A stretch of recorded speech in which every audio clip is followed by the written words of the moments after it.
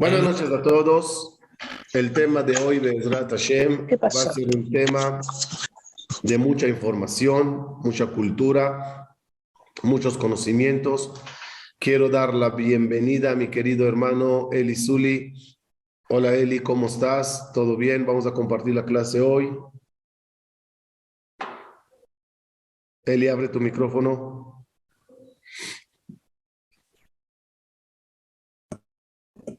Ya. Eli, listo. Sí, ya estamos. תפתח עוד הפעם.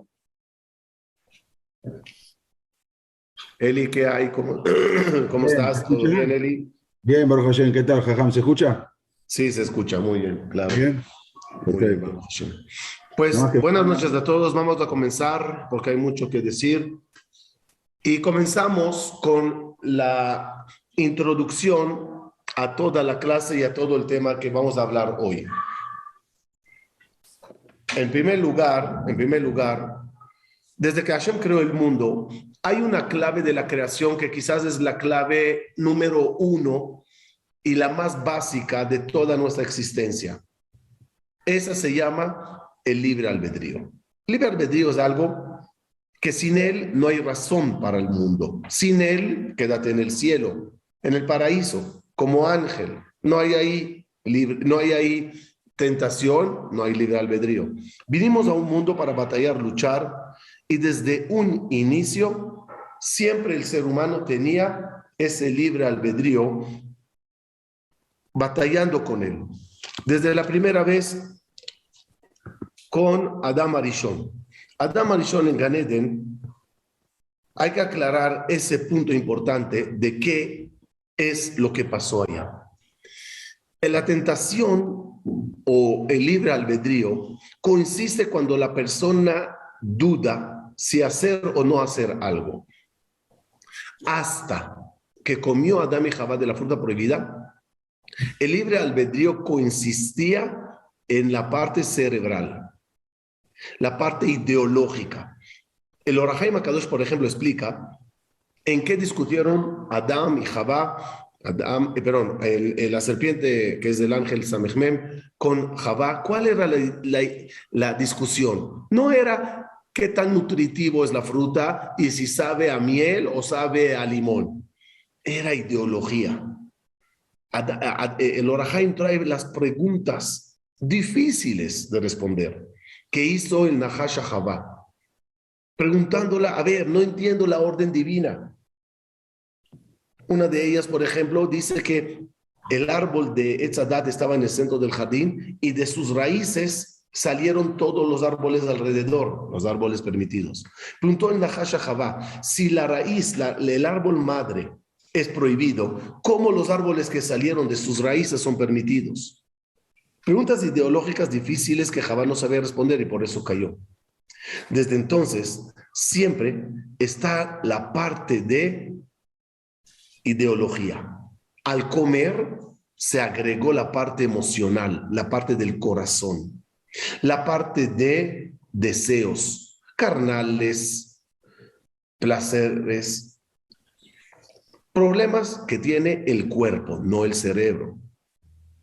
Por eso el ser humano, a raíz del pecado, tiene dos guerras continuas: su cerebro y su corazón, su mente, ideas, ideología y sus deseos.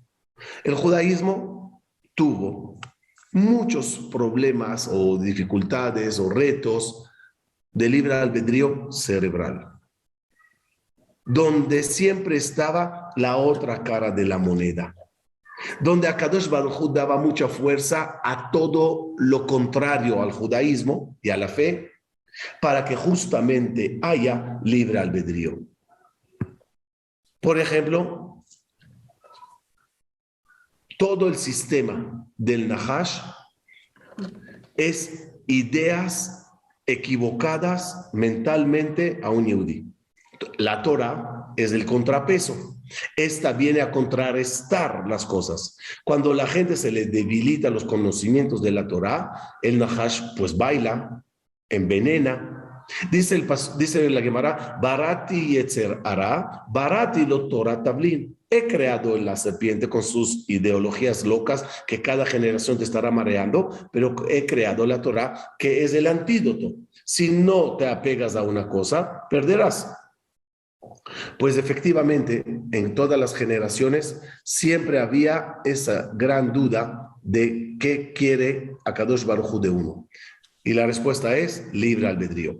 Desde Adam Arishon, él era una idea al principio. Enfrente de él está la serpiente, que es el ángel del Yetzer Hara, el Samael, Samechmet. Abraham vino de un lado, pues Nimrod de otro lado. Isaac de un lado, Ismael del otro. Jacob con sus ideologías y filosofías de vida y mundo venidero, y Esab con su modo de ver la vida y negar del mundo venidero. Moshe de un lado, pues Bilam de otro lado. Siempre en el mundo se mantiene libre albedrío. Una de las épocas más difíciles de Am Israel a nivel ideología era la época de la destrucción del templo. Esa época tan difícil, esa época donde el templo ya no está funcionando como es debido, donde hay mucho desacuerdo con toda la parte del servicio de los Kohanim en el Bet HaMikdash, cuando hay tantas preguntas sin respuestas, en ese momento mucha gente empezaron a proclamarse como líderes, como Mesías, si son los que se fueron al desierto de Yehudá, si son los Dukim, los Baitusim, cada uno jalaba la cobija hacia su lado. Y como no había un buen liderazgo, la gente pues andaban confusas y discusiones ideológicas, muchas de las preguntas no tenían respuesta. La invasión de Roma causó lo suyo. La destrucción del Bet HaMikdash, la destrucción de Jerusalén, el exilio, donde de repente te sales de tu país a la diáspora y no sabes qué se hace y topas con gente que creen en otras cosas. Dentro de todo ese caos empieza el movimiento de Yeshu y muchos Yehudim, que al principio eran todos Yehudim, de tanta confusión y de tanta desesperación, empiezan a tener las dudas muy grandes de fe, de comportamiento divino, de qué es lo que pasa. Esa época no se la deseo a nadie vivir. Tal grado era la dificultad de esa época que hasta Rabbi Akiva se confundió y pensó que Bar Kokhba era el Mashiach. Y como él se confundieron otros con otros, había un caos ideológico muy fuerte. Dentro de todo este caos, la pregunta que empezó a generarse unos años después era sobre el Mashiach. Quizás vino y no nos dimos cuenta. Quizás Dios mandó un Mashiach y no le recibimos. Quizás es un exilio para que aprendamos y algún día llegará el Mashiach. En una cosa hoy podemos estar seguros. Hasta la fecha no llegó. El Nachmanides, en su discusión famosa que hablaremos de ella más tarde, dice una frase muy obvia. Todos se basan que algún día va a llegar la Geula, también los Goim. ¿De dónde lo sacan? Pues de nuestros escritos, de nuestros profetas. Pues muy bien, pues nuestros profetas pusieron las profecías claras que va a llegar y qué va a pasar cuando llegue. Y una de ellas es que ya no va a haber guerras en el mundo. Pues nada más guerra hubieron. No llegó. Pero en ese entonces la vida era confusa, muy confusa. El Yehudí no sabía cómo vivir, qué opinar, qué decir. Eli, en ese entonces, empieza el sistema del Vaticano, el sistema del catolicismo, el sistema de los papas. Eli, hubieron papas judíos, ¿no? Sí, Jajam. Ante todo, gracias por la invitación.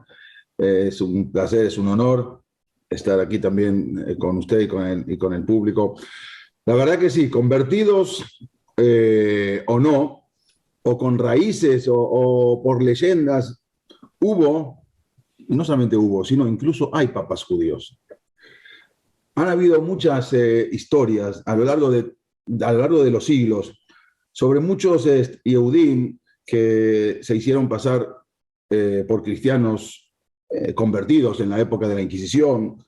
Otros en realidad se convirtieron y que en algún momento lograron convertirse en papa de la iglesia.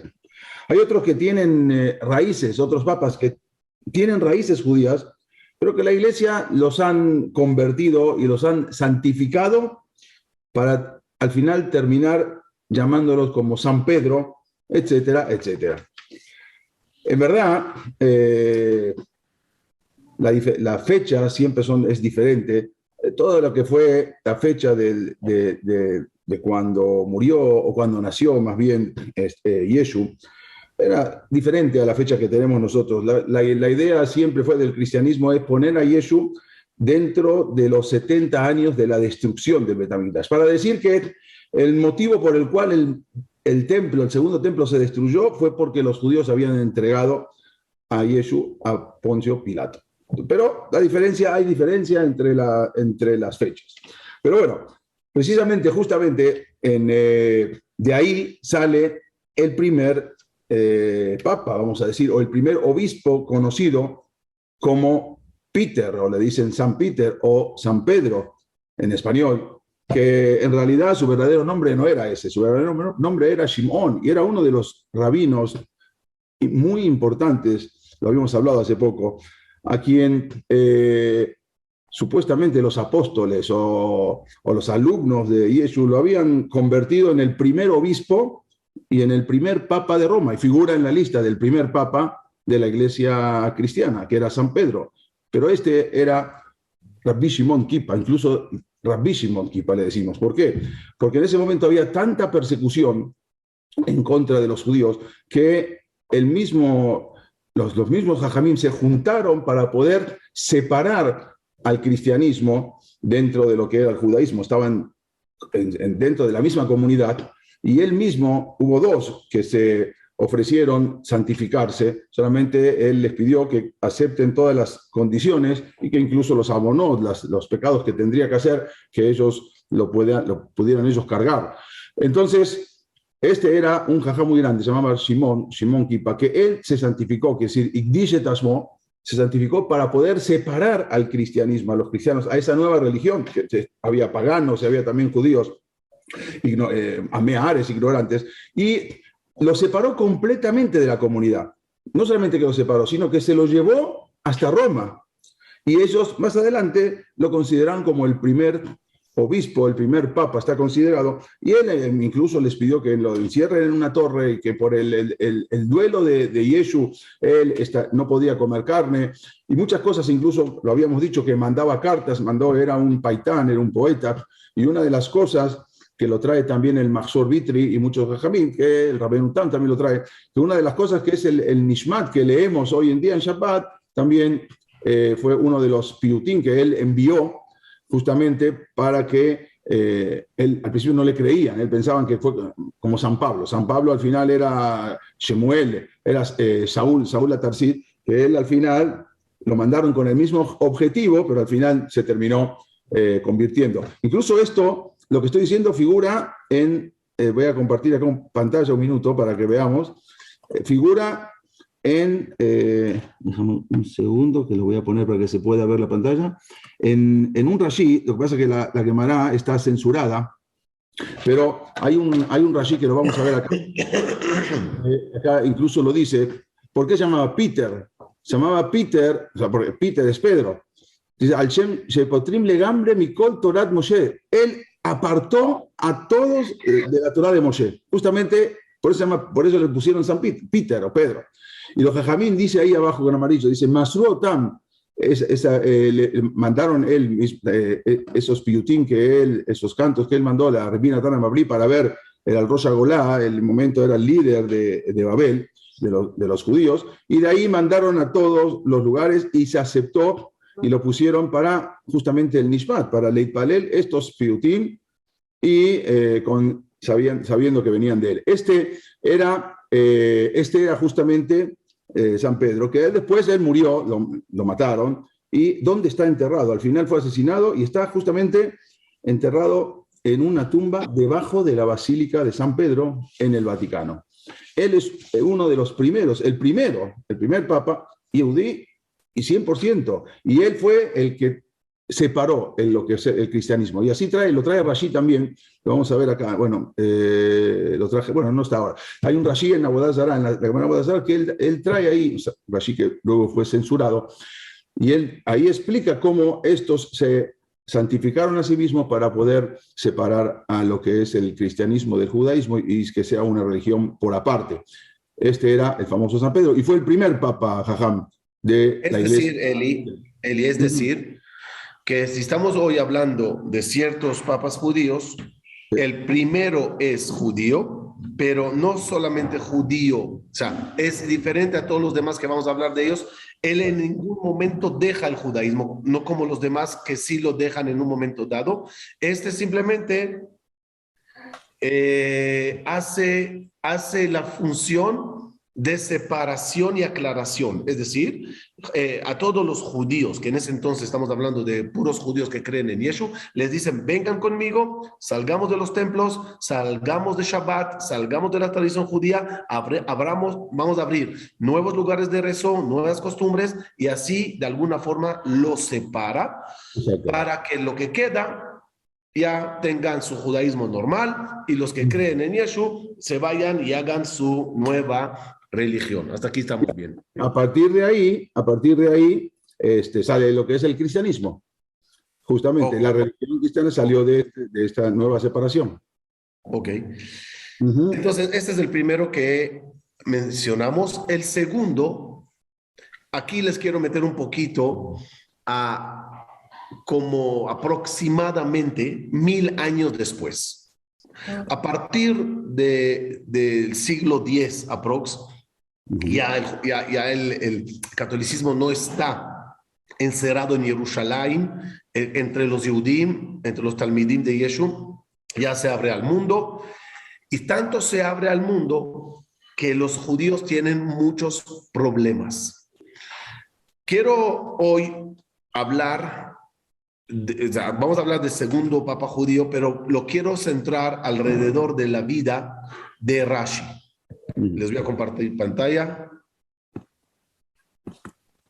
Rashi nació en el año 1040.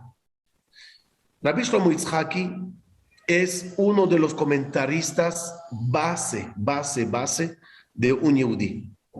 Lo interesante es que hasta la época de Rashi no había ningún rabino que se dedicó a explicar versículo por versículo.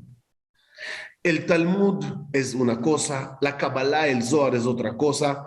No habían jajamim que se dediquen a explicar versículo por versículo. Rashi tomó esa tarea, él y sus alumnos. Aproximadamente, estamos hablando de 180 años de traducciones al versículo palabra por palabra. ¿Cuál es el motivo? Uno de ellos, no digo que es el único.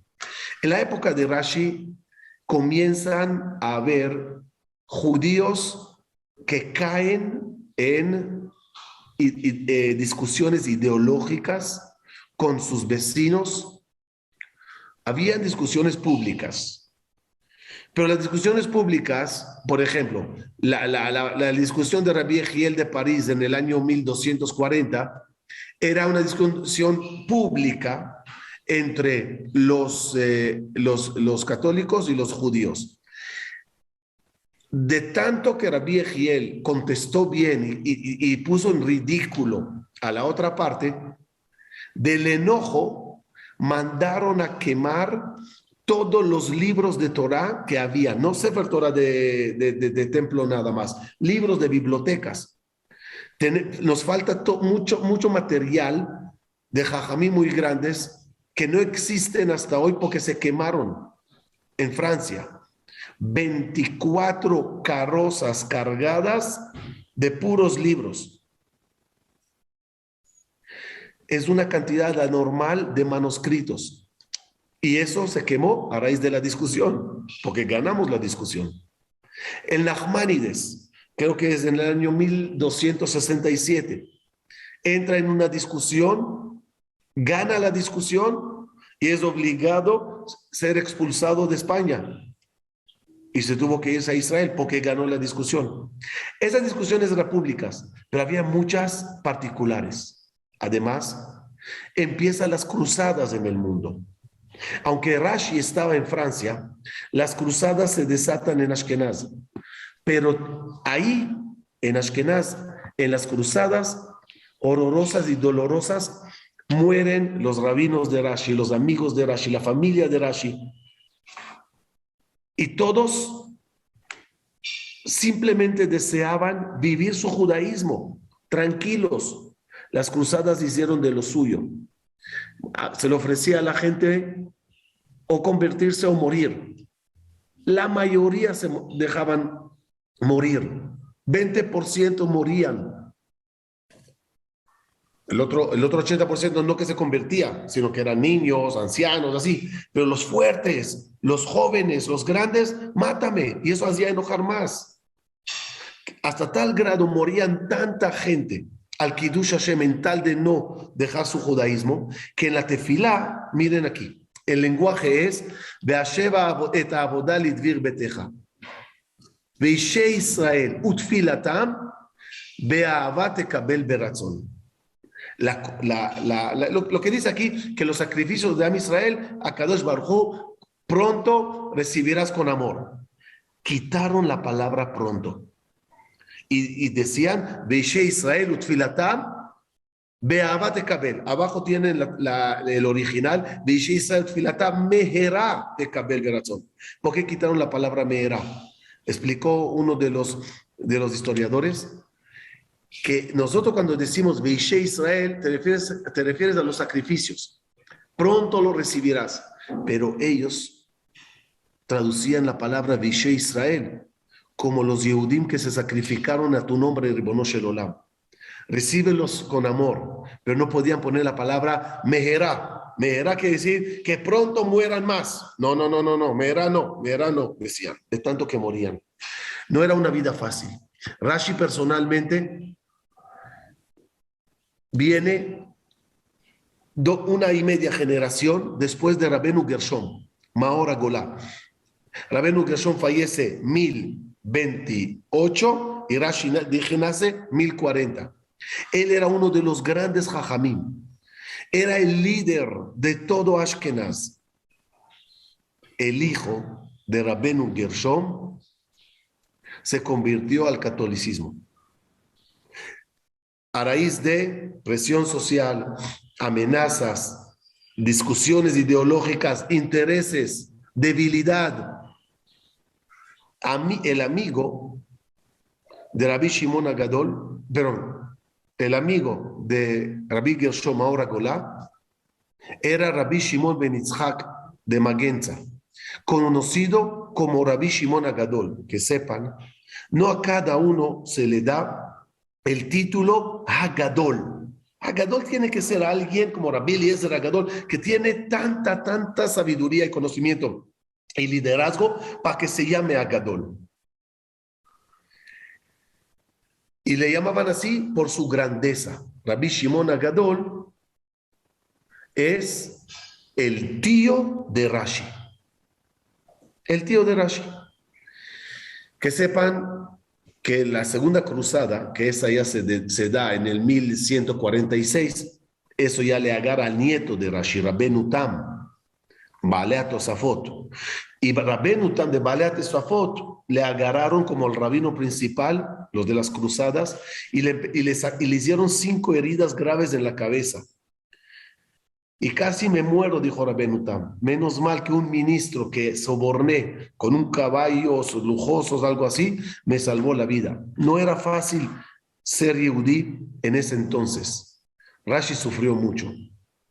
A Rashi le dolió lo que hicieron a sus rabinos. A Rashi le dolió que el hijo de Rabbeinu Gershom Maor Agolá se fue al otro lado. A Rashi le dolió muchísimo que el hijo de su tío. El hijo de Rabbi Shimon Agadol, Yani, el primo de Rashi, se convirtió en el papa de toda la religión católica. No de balde escribió Rashi a su hija, porque tenía puras hijas, al final de sus días, Kojitash begufin echlash, mi cuerpo ya se debilitó, ya no tengo fuerza de tantos sufrimientos, de tantos dolores ideológicos que sufro. Es uno de los motivos. ¿Por qué se sentaron todos esos jajamim a escribir el pshat de la Torah versículo por versículo? Uno de los muchos motivos, digo. Porque la gente no sabía Torah. Y al no saber Torah, llegaban del otro lado con versículos. Perdón, no estoy hablando de esa época nada más. Perdón. Hoy en día, en muchas de las yeshivot, tú puedes agarrar un Talmid Jajam y hablarle de Kabbalah, de Gemara, de Rashi, de Rambam, de Tosfot, de lo que quieras. Cuando le buscas un versículo en Ishaya, el tipo no sabe ni dónde queda. De eso se aprovechaban el otro lado. Traían versículos, movían, inventaban, armaban, y el otro que no sabía, pues se quedaba así. Por eso se sentaron a escribir Perushim, para que la gente sepa en el Aleph Bet de la Torah cómo es debido. No puede ser que llegue alguien y te diga una estupidez y tú te quedes así. Que, como dije la semana pasada, que Jacob vino, cruzó las manos para bendecir a su nieto para hacer la cruz. Y que los espías que trajeron de Israel trajeron las varas de las uvas y iban cruzadas para hacer la cruz. Y Moshe Rabbeinu golpeó la roca 2 veces porque una es así y una es así. Decían unas estupideces que el Yehudí, de tanta ignorancia, de tanta presión, de tanta incomodidad, donde la vida y la muerte están en un hilo, pues se pasaban de bando. Qué difícil fue para Rashi vivir esa época y vivir el hecho que su primo, este es verdad,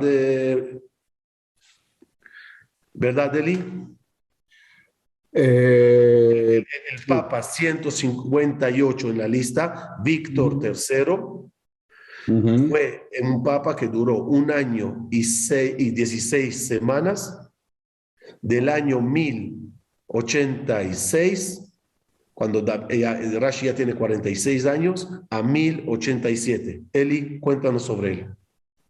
Me gustaría antes aclarar 2 cositas rápido. Primero, Rabbeinu Tam, cuando lo agarraron a Rabbeinu Tam, que le clavaron 5 estacas, no fueron en la cabeza, sino como supuestamente ellos habían dicho que le iban a hacer lo mismo que le hicieron a Yeshua.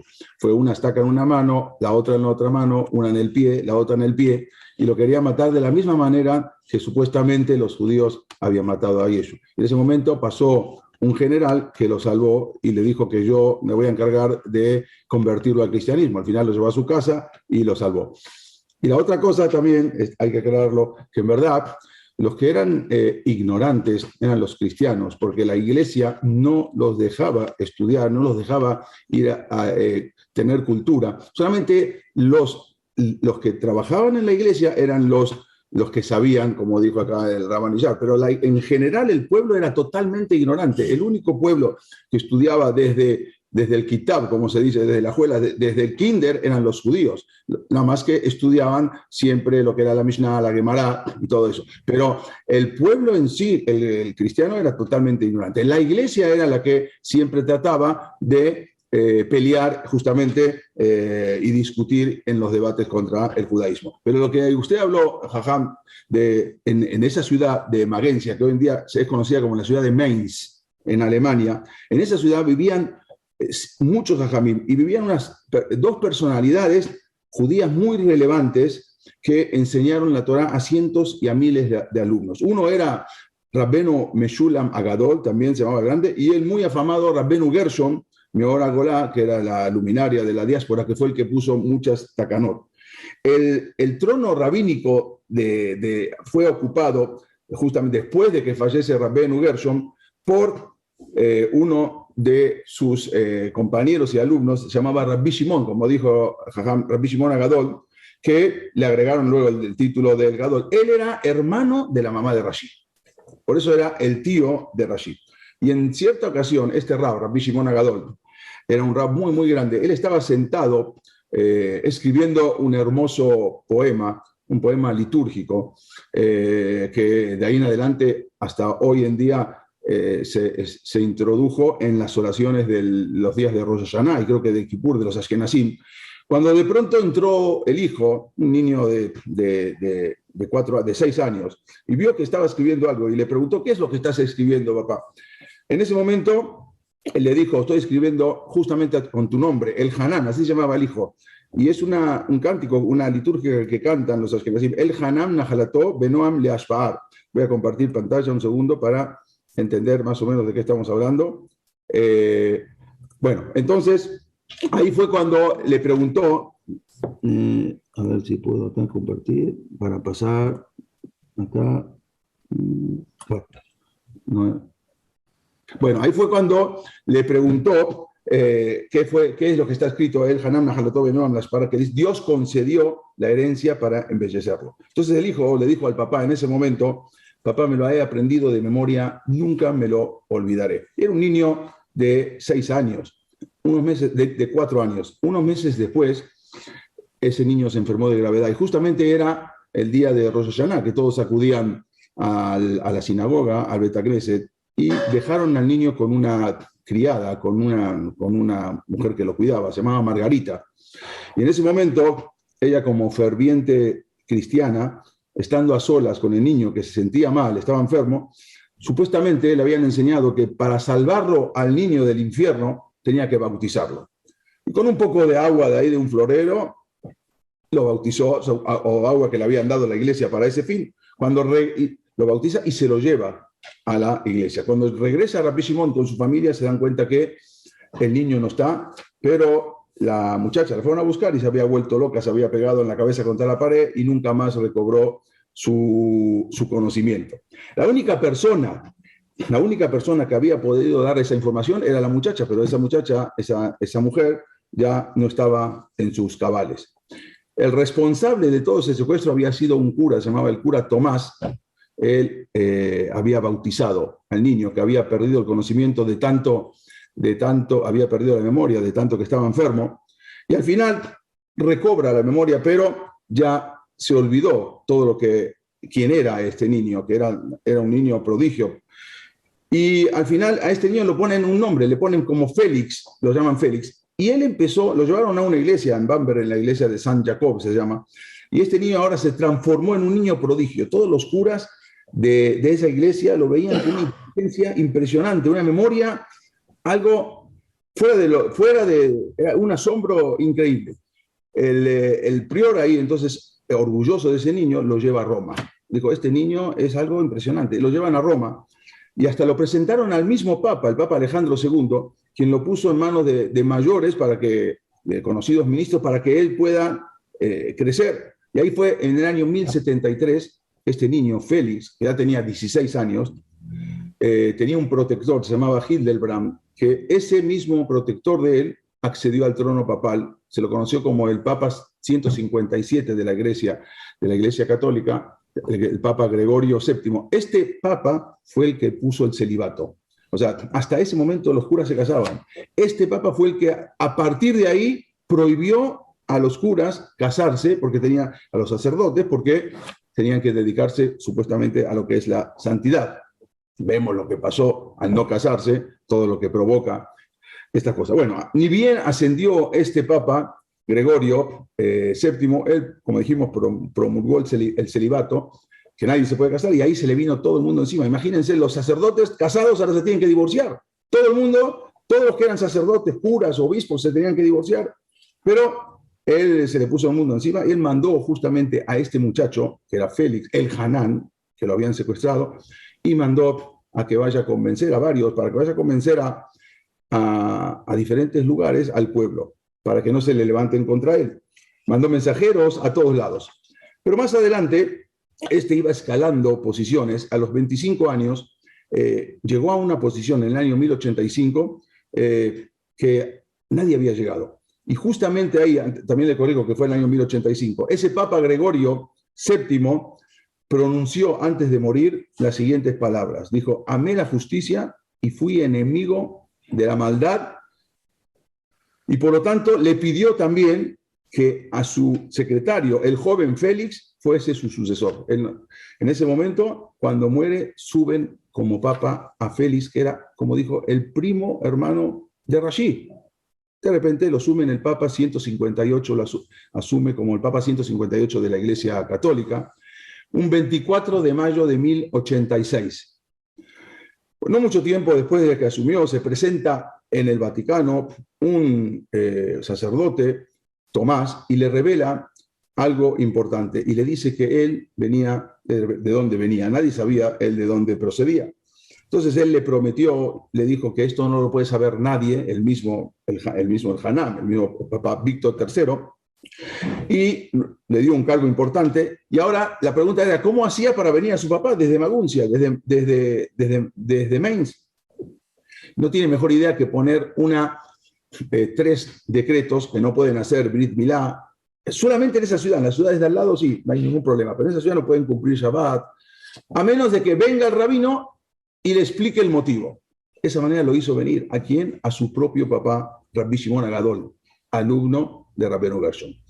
Hasta que al final llegan al... este que vemos acá es el Papa Víctor III, el Papa 158. Obvio, cuando era Papa, después ya no tenemos foto de él. Entonces, una vez en Roma, el Rabbi Shimon se presenta, se acordó que iban a platicar para poder cancelar esos decretos. Se juntaron en su despacho privado, y entonces el Papa Víctor III le pregunta una vez solos, le dijo, Rabino, ¿su mujer aún vive todavía? ¿Cuántos hijos tiene, Rabino? Entonces él le dijo, tengo 4 hijos, y 2 hijas.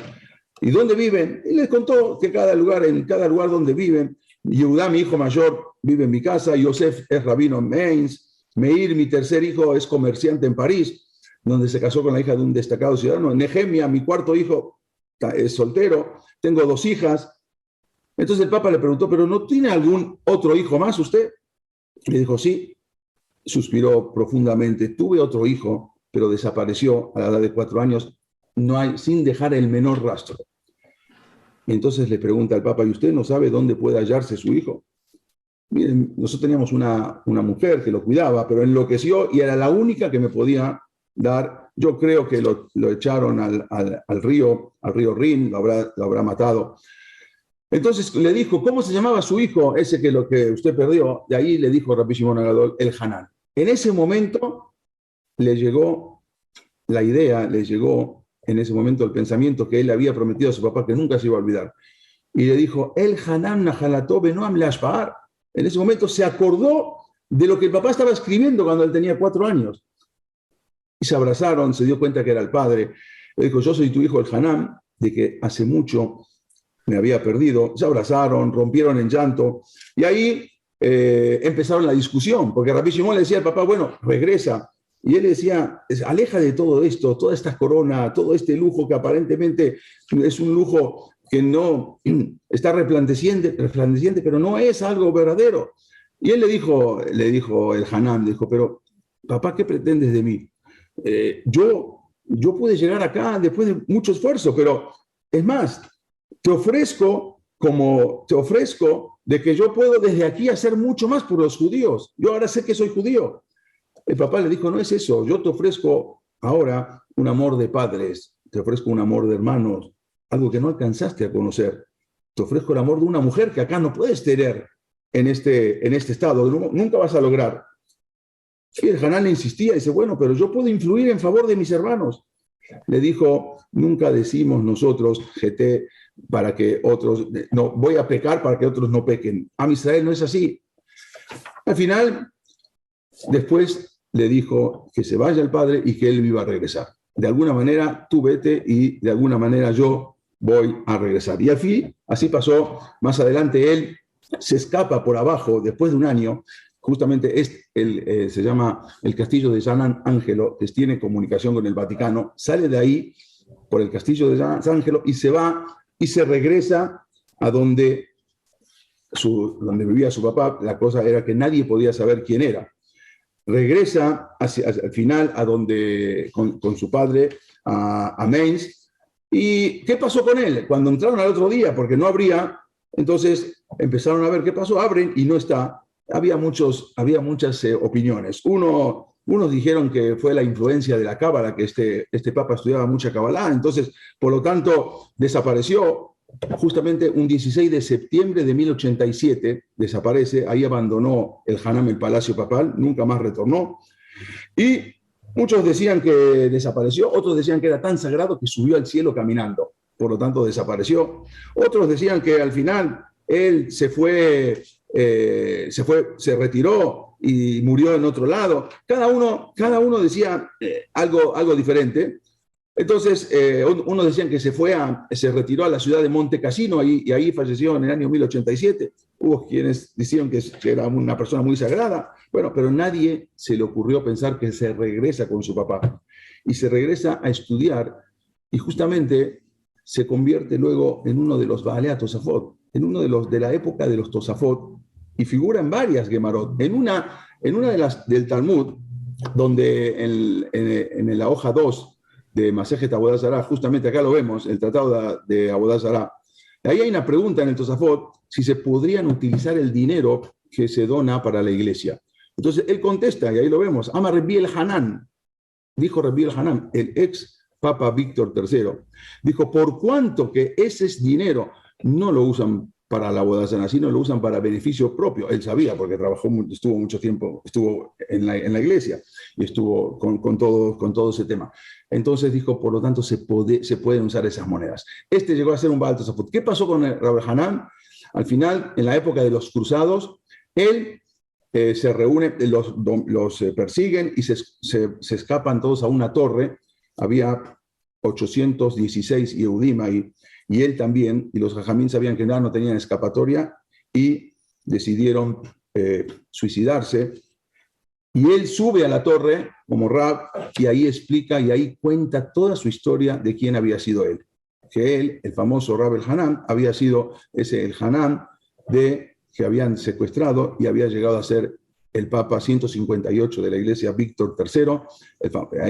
Ahí contó y después de eso se arroja de ahí mismo de la torre y se muere. Era otro de los papas que él, siendo secuestrado, no sabía lo que pasó, pero al final vuelve con Rabbi Shimon Agadol, una época terrible, la época justamente de las cruzadas, donde más de 300 comunidades fueron destrozadas y muchos grandes Baalei Tosafot también fueron masacrados. Muy interesante, Eli, muy interesante. Uh-huh. Seguimos con el tercero, que vamos a decidir hablar de él. Ya le dijo Eli al principio. Eli, ¿retiras la presentación un minuto? Ya. Ya dijo Eli al principio que, otra vez, estamos hablando de los que se sabe con certeza absoluta, etcétera. Hay otros que son descendientes de los descendientes, otros que hay dudas. Decidimos hoy no hablar de los que hay mucha duda, sino escoger nada más 3 que son seguro y hay mucha historia interesante a su alrededor. Por lo tanto, al tercero, que vamos a hablar de él, ya nos vamos a la época de la expulsión de España. Un poquito de historia para saber de qué época y de qué acontecimientos estamos hablando.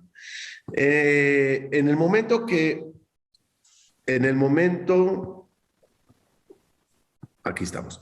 En el momento que se desatan las discusiones particulares, públicas, entre Yehudim y Goim, cada uno empieza a demostrar su verdad y aferrarse a ella.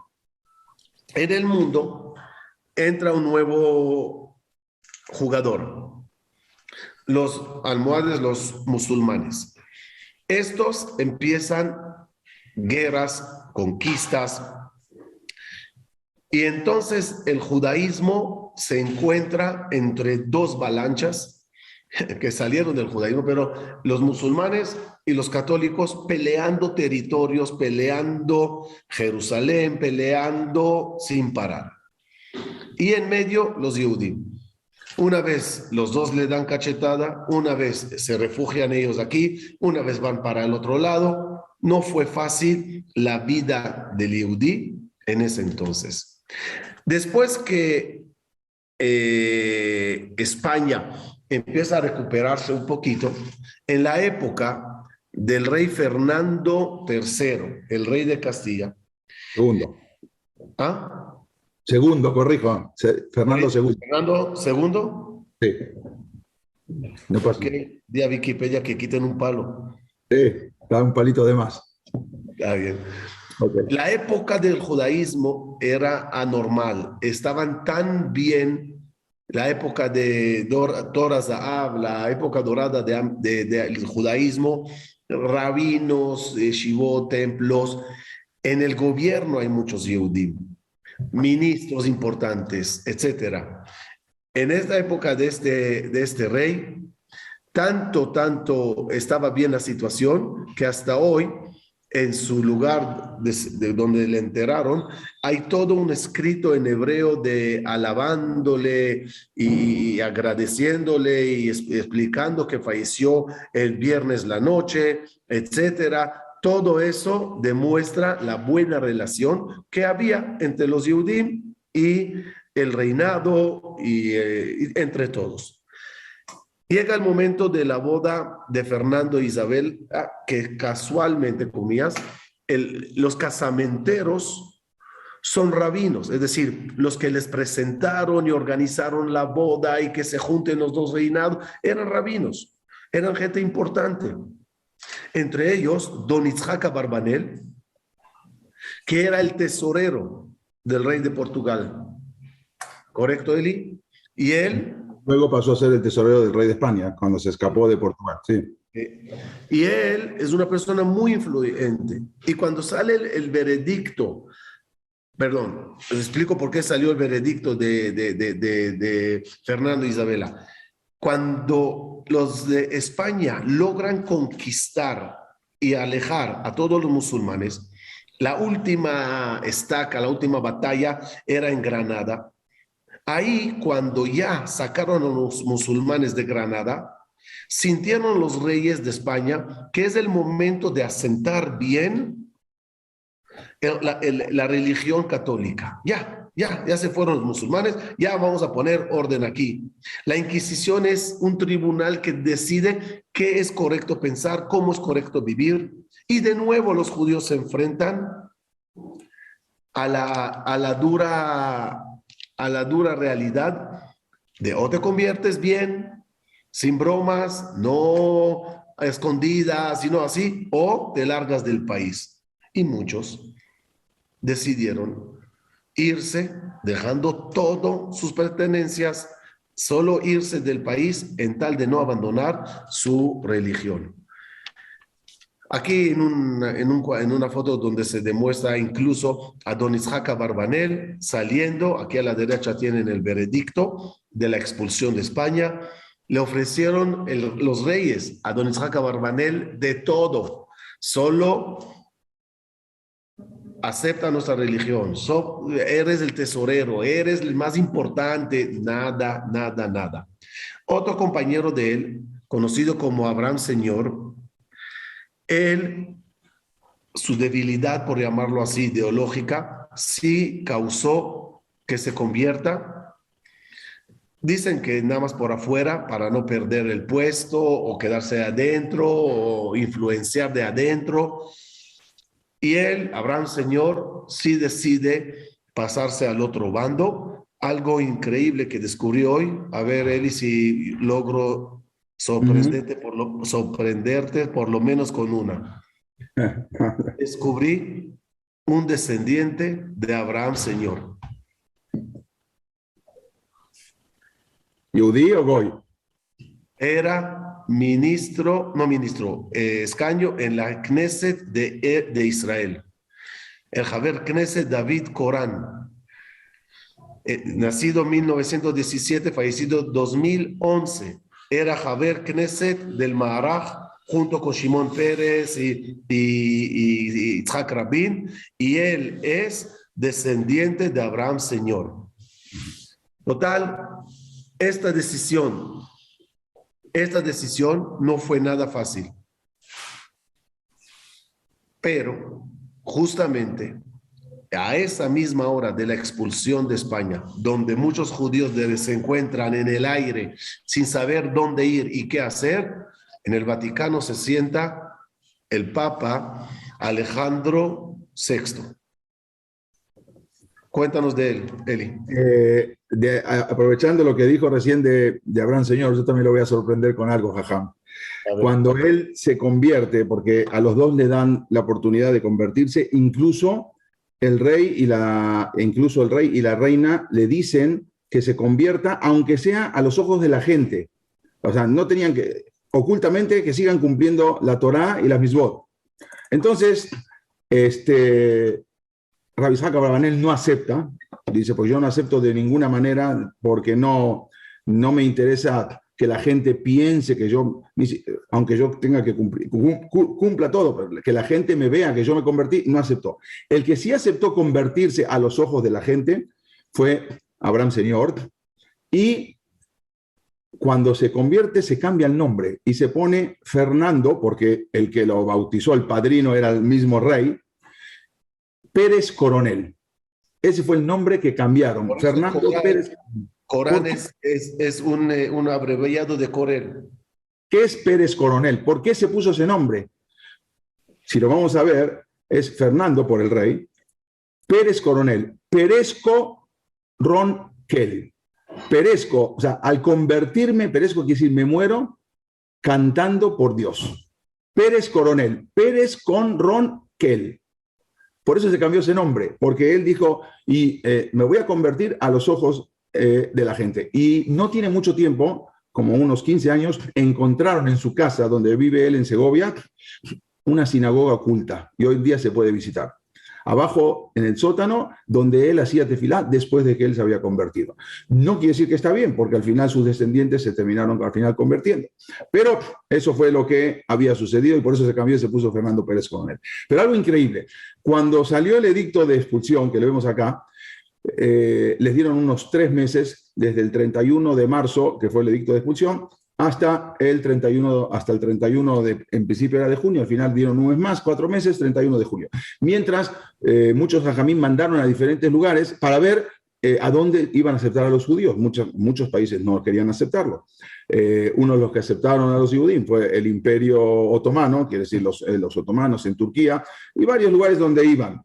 Pero algo insólito, mandan a preguntar al entonces Papa, en ese entonces, el famoso era Rodrigo Borgia, el Papa Alejandro VI, le mandan a preguntar de casualidad si aceptan que los judíos españoles puedan entrar como judíos a Italia. Sorprendentemente, el Papa le dice que sí, que ustedes los judíos pueden acá entrar y no necesitan convertirse, pero le dicen, a ver, no entendemos, supuestamente nos están expulsando de España por orden del Papa, así dicen los reyes católicos, Fernando e Isabel, porque no queremos convertirnos a cristianos. Y usted nos está recibiendo, nos recibe, aunque no nos vamos a convertir a cristianos. El Papa les dijo que sí. El Papa Alejandro VI, Papa Borgia, que era de lo peor, se dio cuenta que eran asesinos, que ellos todo era, había incesto ahí con una hija, Lucrecia, y era algo terrible. Hasta un harén tenía dentro del Vaticano. Pero con los judíos fue algo sorprendente. Nadie podía creer que el mismo Papa de la Iglesia Romana ahora acepte a los judíos que vengan de España. Pero lo más sorprendente fue que cuando los mismos judíos que vivían en Roma se enteraron que iba a venir un contingente de judíos españoles, lo mandan a sobornar al Papa y le mandan 1000 ducados de oro para que no acepte a los judíos que vengan a Italia. Tenían miedo que pierdan su trabajo, tenían miedo que luego se meta la Inquisición ahí. Bueno, cuando recibe ese dinero, ese 1000 ducados de oro, el mismo Papa le dice, a mí no me interesa el dinero, pero lo que sí me sorprende es que yo tengo entendido que los judíos siempre se ayudan unos a los otros. En este caso, ustedes me están dando 1000 monedas de oro para que yo no reciba a sus hermanos. No me interesa el dinero y ahora se van ustedes echados de Italia. Los mismos que vivían ahí hace tiempo, desde la época del Bet Hamikdash. Entonces, ellos se sorprenden, dicen, ¿qué hacemos? Se desesperaron. Fueron a hablar con los secretarios del Papa Rodrigo Borgia, le dijeron, ¿qué hacemos? Dije, este Papa le gusta mucho la plata, le gusta mucho el oro, van a tener que duplicar, van a tener que mandarle ahora 2 veces más, 3.000 monedas de oro para que no solamente acepte a los judíos que vienen de España, sino que también no los eche a ustedes. Bueno, dicho y hecho, le mandaron 3.000 monedas de oro y al final, después que juntaron y con promesas y todo, al final recibió a los judíos y nunca los hizo convertir a los judíos que habían expulsado de España. Este papa era Alejandro VI, el papa Rodrigo Borgia. Se dice que él era originario de la ciudad de Borja, por eso se cambió el nombre, se lo puso italiano, Borgia, pero era Rodrigo Borja, de Zaragoza, ahí vivían muchos judíos. Él descendía de una familia marrana, una familia de conversos. No él se había convertido, sino ya su bisabuelo y sus abuelos se habían convertido al cristianismo. Además, el hecho de que este papa fuera amigo, tenía muchos amigos judíos, y permitiera a los judíos instalarse, establecerse, los judíos que habían expulsado de España, que se establecen en Roma sin tener que convertirse. Incluso, algo chistoso, cuando lo retrataban a él pedía que se hiciese notar su nariz de ascendencia judía.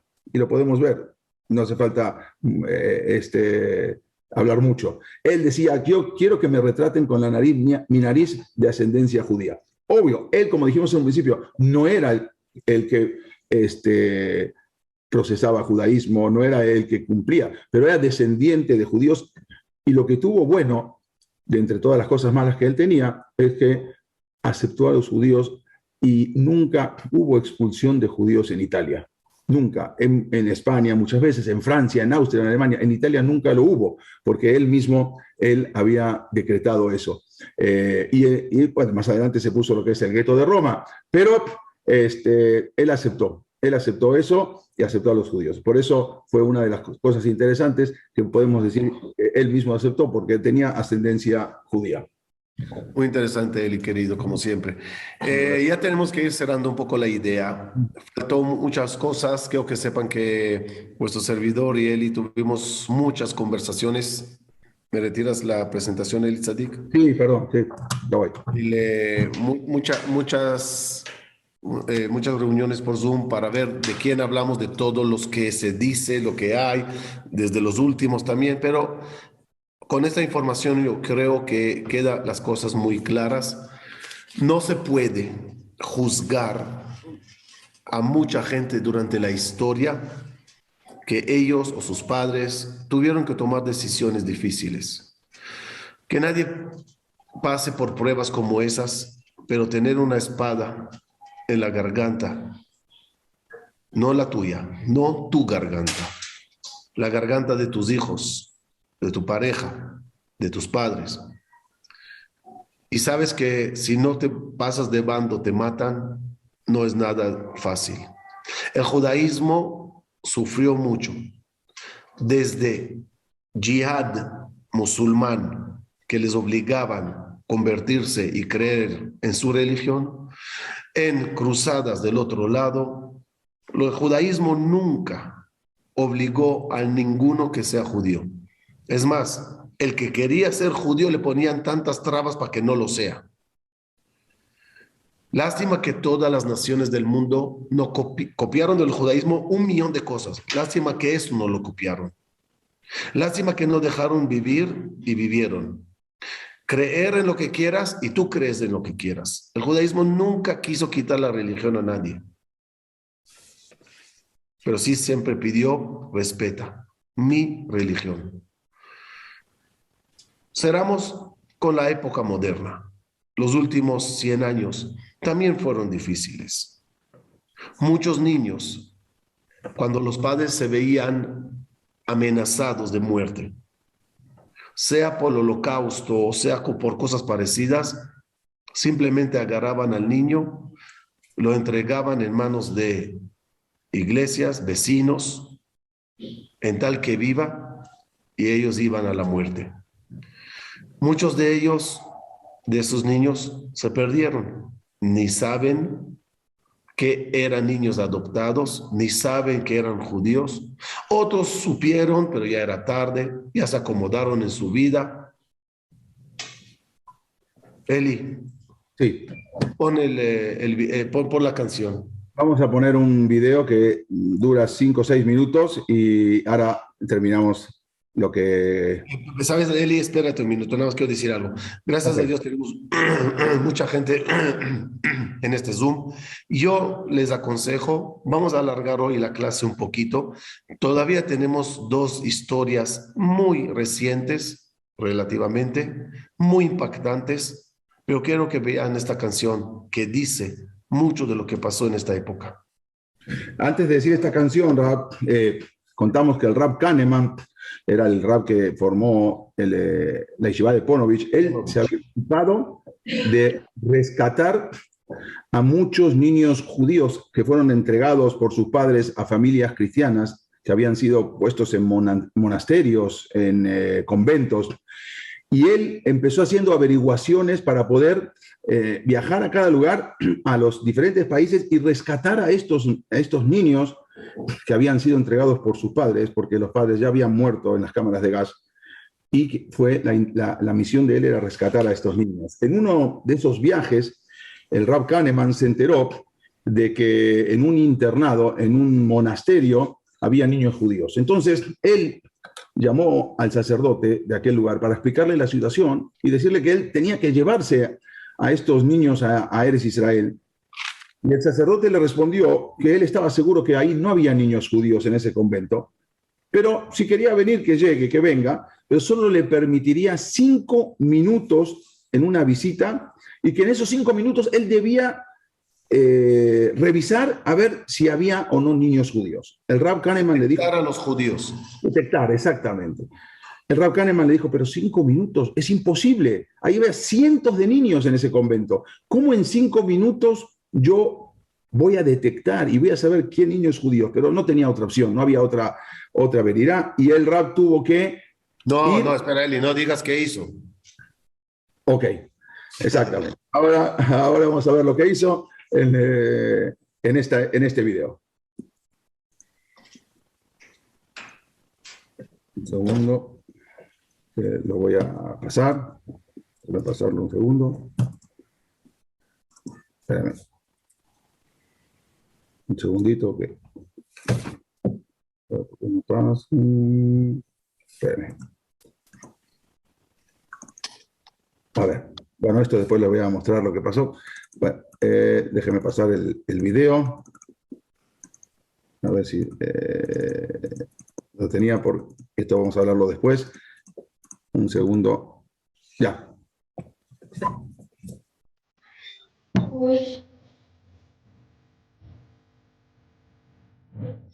Ahora viene traducción, ¿eh?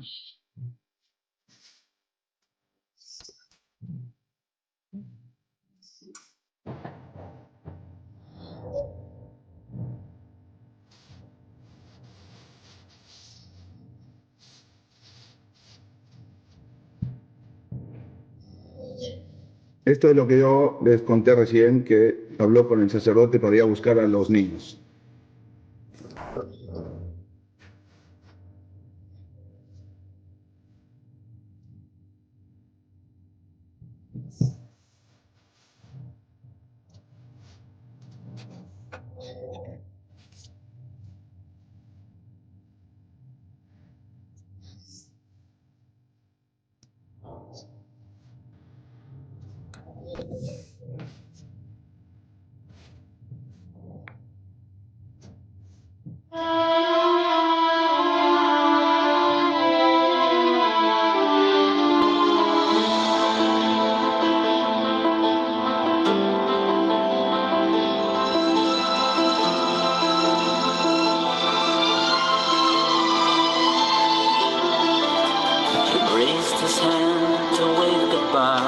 Saw the pain in mother's eyes, who left her little precious boy of 4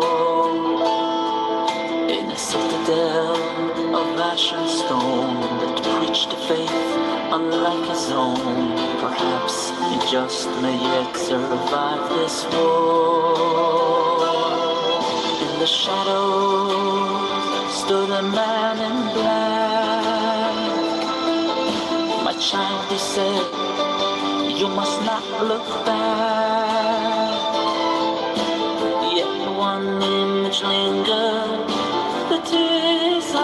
face and mother's words from their last embrace. Shema,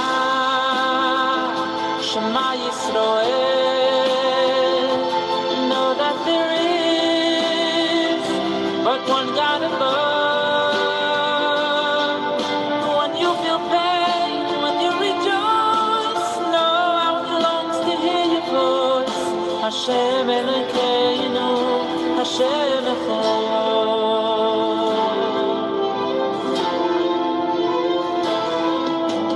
Deep within the iron gate, far from the stench of war and hate, hanging out of a world gone insane.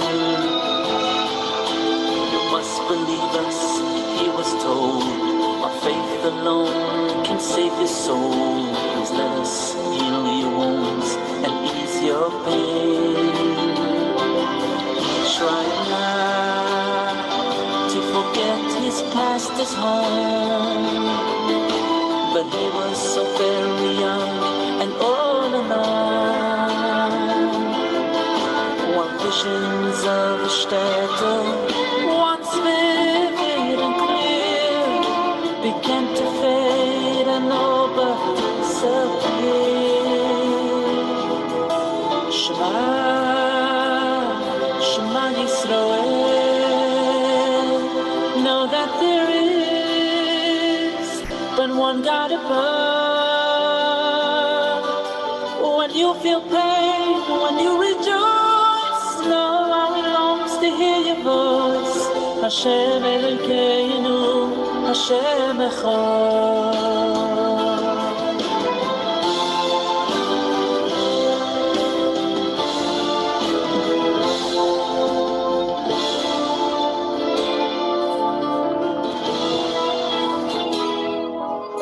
The winds of war had finally passed.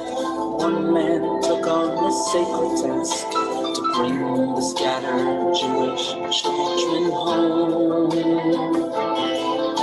He traveled far from place to place, a quest to reignite the faith of those sent into hiding long ago. He entered the fortress gray and cold. Your kind is not among us, he was told. Hashem above, he whispered, please don't let me fail.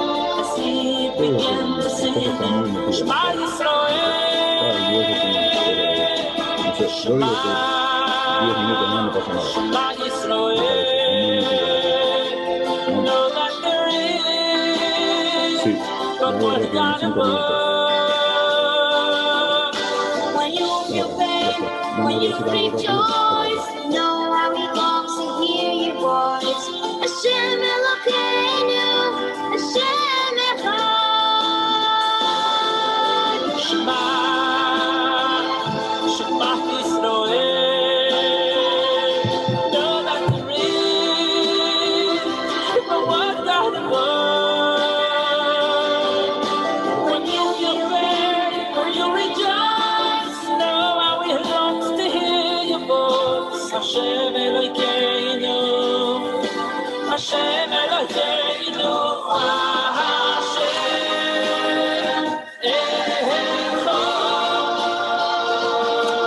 Shema, Shema Yisrael. Know that there is God, but one God above. When we feel pain, when we rejoice, now how it longs to hear our voice. Hashem Elokeinu, Hashem Echad. Hashem Elokeinu, Hashem Echad.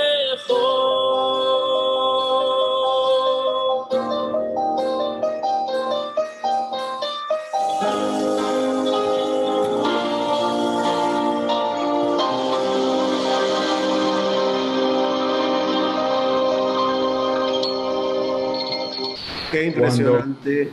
Impresionante cuando, nada más digo esto, cuando el rab que hizo en esos 5 minutos entró cuando estaban dormidos y en ese momento dijo, Shema Israel.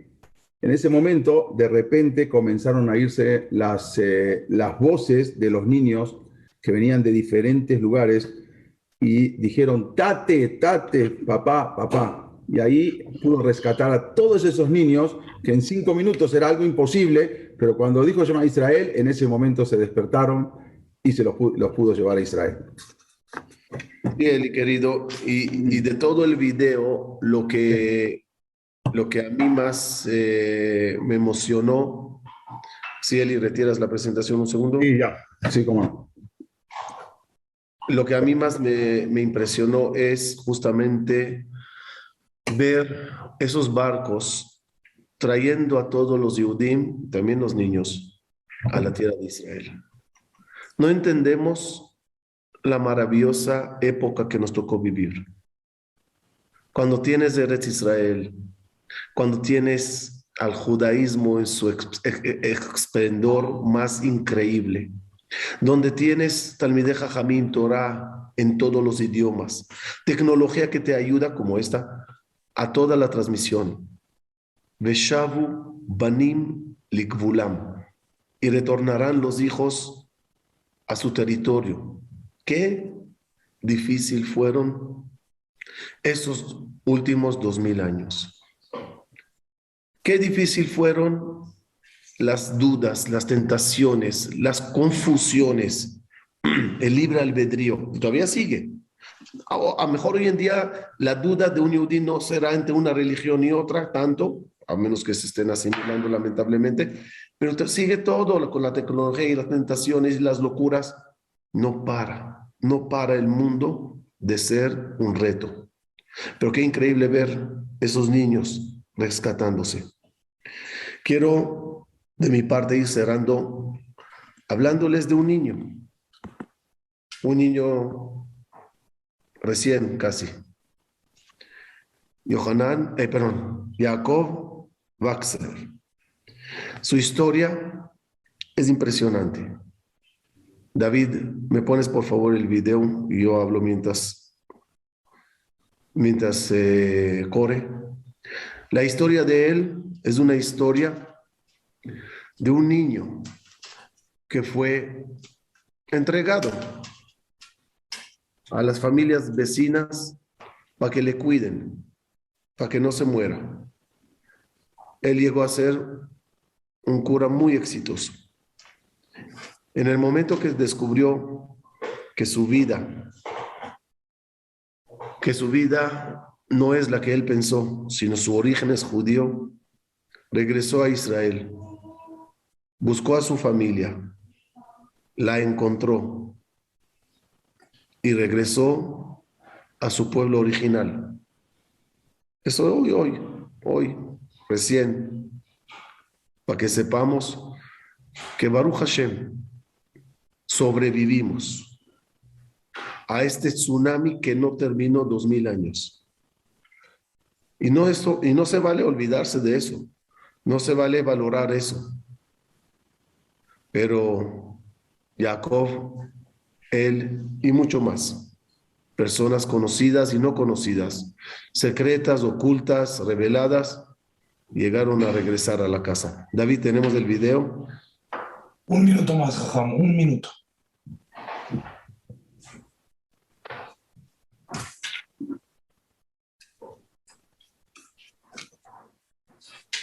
Hoy en día quiero que sepan que hay libros que explican y refutan todas las excusas, todas las preguntas.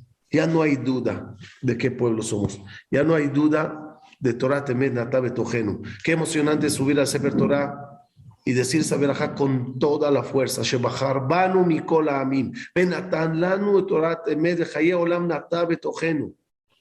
El pueblo eterno, el pueblo que todos intentaron exterminar, solo que no supieron un detalle. Al pueblo eterno, que viene del eterno, que estudia la Torah eterna, que tiene un alma eterna, no se le puede aplicar la solución final. Cayeron muchos en el camino. Nos duele porque somos muy pocos. Apenas 15 millones en el mundo, donde empezamos con los chinos. Pero los que quedamos representamos a todos los que no pudieron estar. David, ya déjalo, gracias. Ya está, Jajam, en 30 segundos. Eli, dale Sí. tú. Algo importante que de lo que decía Jajam, fue un caso impresionante, que esto ocurrió en 1858 en Bolonia, y habían secuestrado el 23 de junio, resulta que había una familia yehudí, la familia se llamaba Levi Mortara, y de repente llegaron a secuestrarse al niño. Así dijeron que se tenían que llevar al niño, nadie entendía por qué. La mamá llorando fue con un documento, venía un documento del Papa que justamente fue un 27 de agosto, había nacido 27 de agosto de 1851. Fue una escena trágica, como acá la vemos en el cuadro, llorando la mamá tendida sobre la cama del niño. Los agentes decían que se tenían que llevar al niño y no entendía por qué. Así lo decretó el Papa. ¿Cuál era el motivo? El motivo era que la Inquisición tuvo conocimiento de que la familia esta, Levi Mortara, además que tenían 8 hijos, tenían una criada, justamente como el mismo suceso, se llamaba Ana Morisi, y ella declaró que como el niño estaba enfermo, lo trató de curar con agua bendita. Entonces, había una ley desde el punto de vista más extremo católico, de que un niño judío ya era cristiano, entonces no podía vivir supuestamente con los infieles judíos. Al final, los papás removieron cielo y tierra para lograr una audiencia, porque se llevaron al niño. Este era el Papa Pío IX, por eso le decían en italiano Pío IX. En Argentina, el Pío IX es un arrollado, justamente porque le decían el Papa arrollador. Se arrolló y se llevó al niño, se lo llevó a su casa, se lo llevó al Vaticano. El New York Times publicó 20 artículos de este tema en los diarios de todos los países, el diario de Gran Bretaña. Todo el mundo pedía, incluso en Gran Bretaña se juntaron 2.000 firmas de ciudadanos destacados, 79 alcaldes, 27 obispos, 22 arzobispos, todos 36 miembros del Parlamento para pedirle al Papa que regrese a ese niño, pero el Papa no lo regresaba. En una de esas visitas, acá lo vamos a ver, esta es la mamá, Mariana, se llamaba, casi se muere y no había manera de llevarla, estaba muy, muy enferma de lo que habían hecho.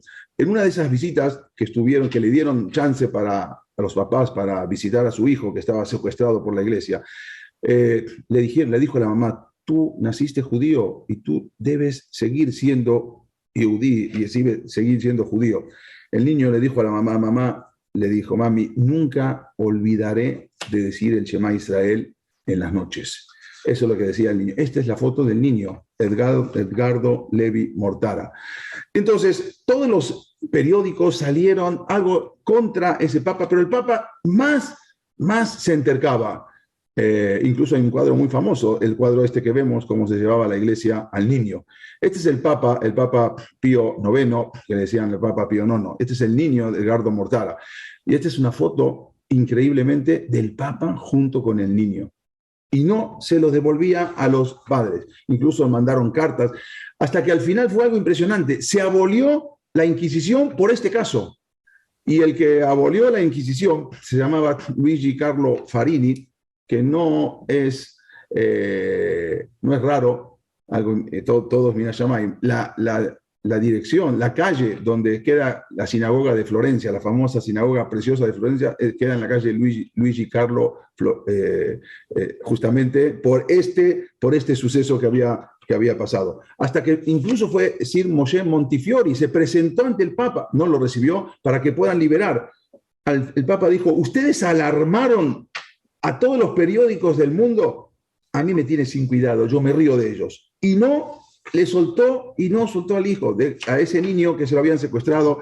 Los desesperados esfuerzos de los papás seguían ese niño internado. No había manera de que todo el mundo contra el Papa. Al final perdió el Papa. Todos los estados papales pasaron a ser ahora parte de la iglesia, parte del país, de Italia. Perdió todas las ciudades papales, pero no quería perder al niño. Al final, las fuerzas italianas, el 20 de septiembre de 1870, entraron con el rey Víctor Manuel II, invadieron los estados pontífices y Roma pasó a ser parte de Italia. Perdió todos los territorios, pero el Papa seguía enfrascado en que no quería devolver al niño. Desgraciadamente le lavaron la cabeza y ese niño a los 18 años volvió, pero volvió como un sacerdote a convencer a los papás para que se conviertan al cristianismo.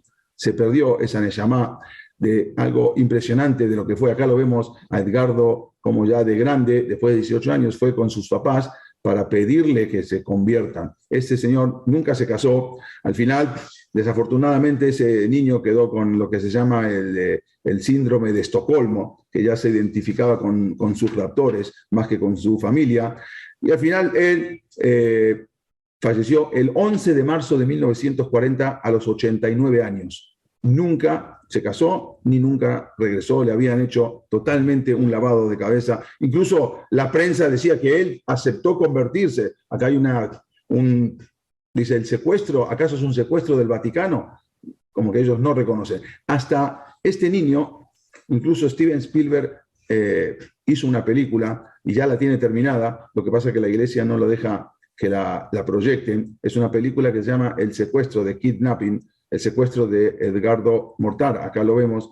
Y nunca, todavía la iglesia, él está insistiendo en querer, ya tiene la película filmada y hecha y quiere publicarla, no más que es una parte de la película. Él no, la iglesia no deja. Este es un suceso tremendo, incluso de ese cuadro que lo vemos acá, ya con esto termino, es un cuadro que se encontró en un negocio de antigüedades en Liverpool, Inglaterra, una pintura enrollada, y al final pagaron $400,000, fue comprada por un coleccionista y es acerca de todo este suceso. Y eso es lo que tenemos que dando. Eli, ¿el niño qué tiene puesto? ¿Tzitzit? Sí, el niño ahí. Sí, el niño en el cuadro. Ahí. Exactamente. Acá se ve, es un cuadro pintado de la época con tzitzit y cómo se lo estaban, la iglesia, los policías, cómo se lo estaban llevando en Bolonia. Nosotros estuvimos en Italia con un grupo, ahí donde él vivía. Es que, mira, él tiene tzitzit y mira el marco, tiene mezuzá. Es en la casa en Bolonia, era la familia o sea, ahí se lo secuestraron, porque decían que el niño ya es cristiano, porque lo bautizaron, y le secuestraron y nunca más lo devolvieron. Fue algo tremendo, que fue algo impresionante lo que pasó. Desgraciadamente le lavaron completamente la cabeza y ese niño se perdió en Am Israel. Ok, creo que fue muy interesante toda la información de hoy y yo quiero cerrar mientras veamos el video del que les hablé de Jacob Axler, el ex cura y ha regresado al pueblo de Israel. Quiero primeramente agradecer a Eli por toda la información. Eli, gracias, siempre es muy interesante compartir contigo este foro y ojalá que Akadosh Baruj Hu te dé salud, vida larga, bienestar y todo lo bueno.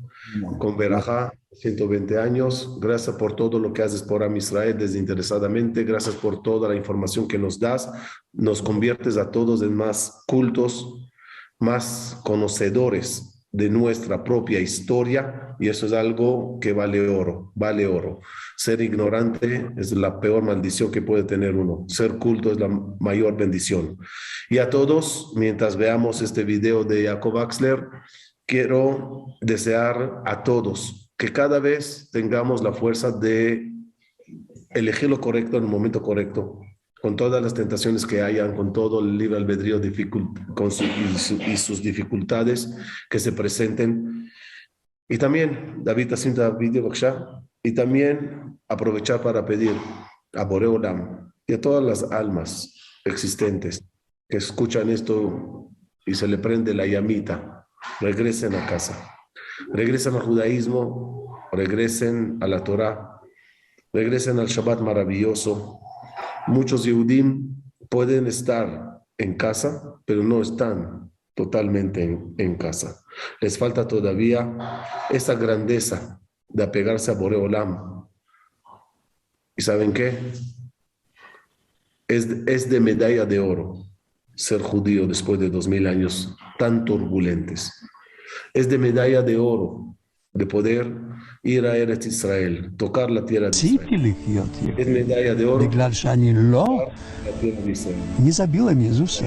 אני לא רתחתי את ישו. כן, הרבה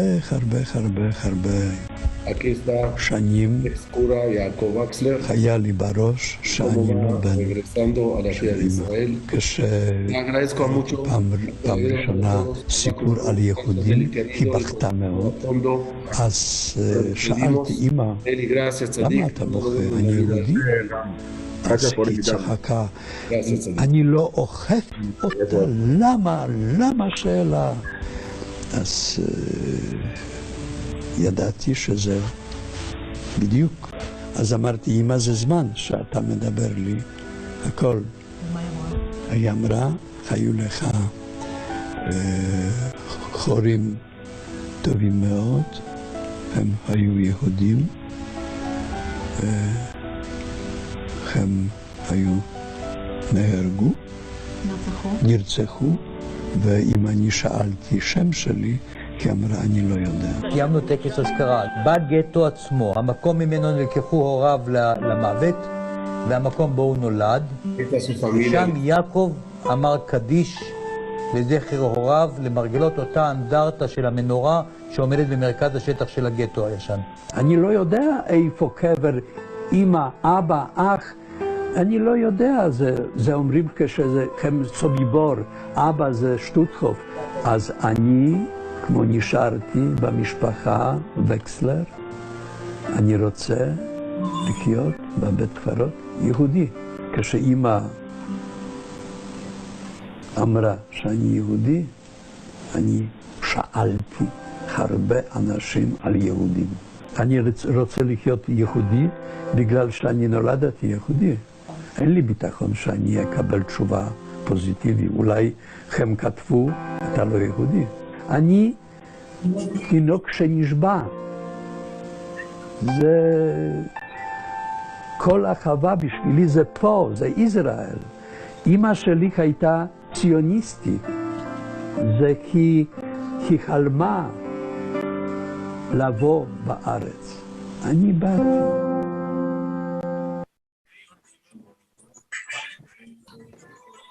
Muchas gracias a todos. Shabbat Shalom, un mevorach que tengan todos. Se les quiere muchísimo y se les desea todo lo bueno. La semana que entra, Bezrat Hashem, empezamos el curso de los 4 elementos, donde vamos a aprender sobre los 4 elementos, cómo influyen en el ser humano, en sus cualidades. Un curso maravilloso de 4 secciones, 4 semanas, Bezrat Hashem, de toda la personalidad de uno y cada uno con cuánto porcentaje tiene en su persona, en su cuerpo, en sus cualidades de los 4 elementos. Les deseo Shabbat Shalom, Eli, de nuevo gracias, hasta luego a todos. Música, por favor. Gracias.